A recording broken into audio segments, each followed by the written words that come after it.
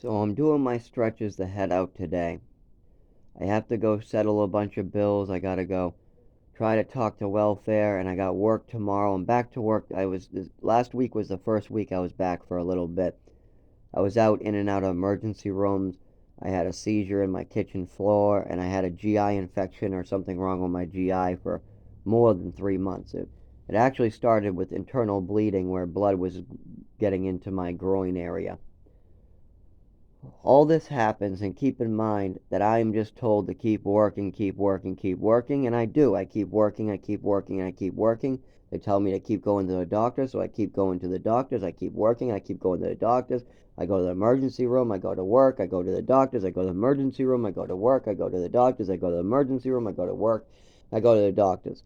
But while all this is going on, my body gets worse and worse, and every time I have a seizure, I lose a piece of myself. So now I have maybe a couple more weeks before I'm in a life-threatening situation, before it's a life or death everyday situation. And like I said, I have three choices. One, go to a shelter up here and literally die.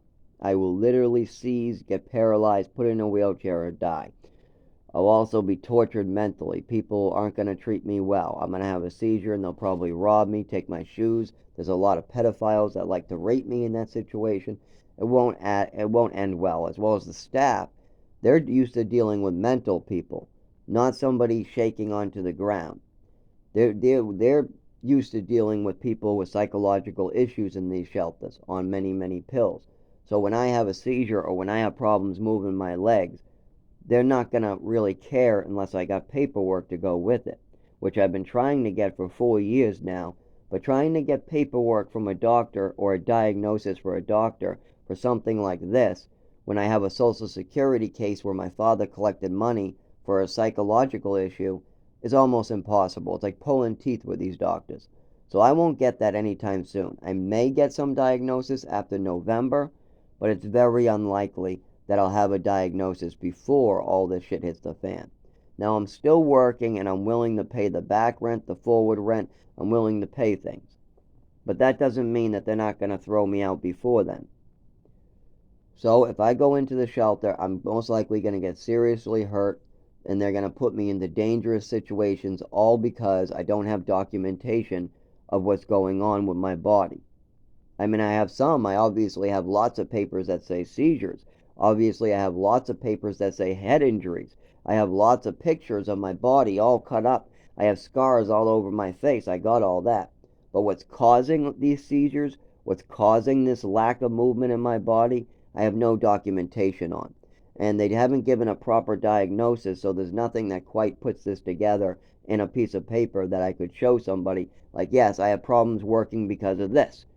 You can't do that. I only can explain myself, and if they don't want to believe me, then that's it. That's it. Then they just throw my ass out, or they grab me and they touch me, or I could be having a seizure on the ground, and they might grab me and drag me across the floor.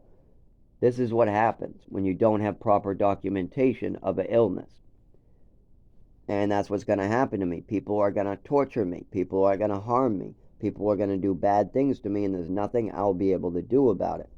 Now, if I move into the woods, yes, I'll still have the seizures. I'll still be falling down. I'll still be getting hurt from my health disorder. But there'll be nobody around me to torture me. There'll be nobody to rape me. There'll be nobody to drag me. There'll be nobody to do anything to me. But still, that's super dangerous. I could die out there. So that's not a good option either.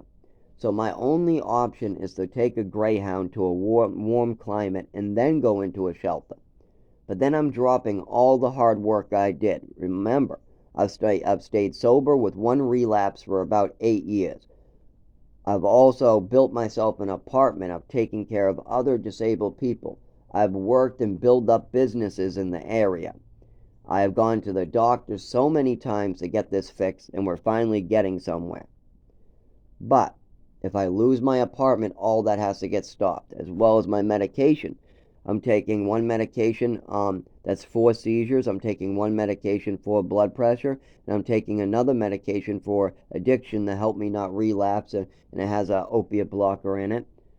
I'm not too happy about that one actually, though, because it really could be dangerous coming off of those. But anyways, if I lose my apartment, I have to stop all my medication and run down to someplace warm before I die. This is life or death. I mean, you cannot, if somebody gets their legs blown off in Vietnam, you cannot just let them crawl with their arms around town and tell them to hold the job. It doesn't work. And that's basically what happens. People expect me not to be disabled. They want me to grow wings and just fly. They want my disabilities to magically disappear when they tell me to. They say, I want you to do this now. Well, that requires me getting cured right now. And that's not going to happen. I've been dealing with this for 25 years. It's not going to go away just because you're yelling at me. And that's what happens. People are going to scream at me. They're going to make up a story like, no, this, you're faking. And then they'll start grabbing me. They'll start putting their hands on me. They might even have me arrested and say that I'm trespassing or something. I don't know. If I have a seizure in front of a grocery store without proper documentation, and a cop comes up and tells me to get up, and I try to get up and I can't, and then he tells me to get up again, or he's arresting me, and I'm trying to crawl myself up, I'm shaking horribly. He could, instead of calling an ambulance, arrest me, and then I go to jail for being disabled. This is what happens to people like me, who my mother covered it up. See, most people have documentation. If they have a disorder like mine for 25 years, the parents try to figure it out. The coordination issue, the twitches, the tics, the fact that I'm falling down with loud noises and blinking lights like fireworks, the fact that I was reporting an overdose that happened to me at age 7 at the doctor's. Most of the time, that's put together in a diagnosis, and there's plenty of documentation before you end up being an adult. But see, I didn't have that. My mother spent her whole life covering this up.